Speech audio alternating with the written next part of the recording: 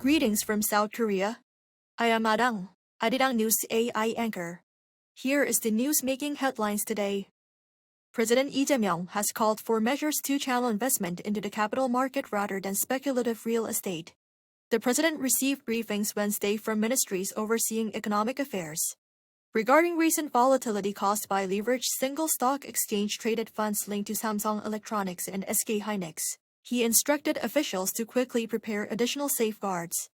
Finance authorities also announced plans to expand the National Growth Fund to 200 trillion won, or more than $134 billion, to support investment in advanced technologies, including aerospace. Korean stocks saw a massive rebound on Wednesday with the KOSPI closing at 7,284, soaring over 6.2% from the previous session. The explosive rally was fueled by an overnight Wall Street surge and lower than expected U.S. inflation data, which eased interest rate hike fears. Market heavyweights led the gains, with Samsung Electronics jumping over 6.2% and SK Hynix skyrocketing more than 8.8%, following a massive 27% surge in its U.S.-listed shares. Analysts point out that true market recovery will depend on actual corporate performances to be revealed later this month. Korea's import prices turned lower in June due to a decrease in global oil prices. Data released Tuesday by the Bank of Korea showed the import price index decreased 4.4% from the previous month. This is the steepest monthly decline in 3.5 years. The central bank said lower prices for coal and petroleum products drove the decline in import prices. Export prices were unchanged from May, as gains in semiconductor prices and a weaker Korean won offset lower petroleum product prices.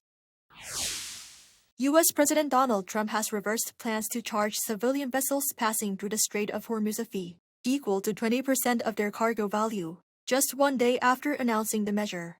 On Tuesday, Trump said the proposed fee would be dropped in favor of new trade and investment agreements with Middle Eastern countries, following what he described as very productive talks with regional leaders.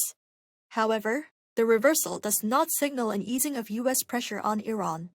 U.S. Central Command resumed a maritime blockade at 4 p.m. Eastern Time on Tuesday, targeting vessels linked to Iranian ports and cargo. It also said U.S. forces struck dozens of Iranian military targets during a 7-hour operation. Iran responded with attacks on U.S. facilities in Bahrain, Kuwait and Jordan. More than 7 in 10 people in Korea say they have increased participation in arts and cultural activities. That's according to the Culture Ministry on Tuesday, which shared the results of related surveys of 1,000 people conducted on June 24 and July 1. It said that since the expansion of the Culture Day program in April, discounts, program quality, and free admission had driven overall satisfaction among respondents to nearly 90%. It also found that the program helped to ease costs, free up time, and overcome distance barriers that might have hindered participation in arts and cultural activities. The Culture Day initiative offers discounted or free admission to arts and cultural events every Wednesday. That is all from me today. Thank you for watching.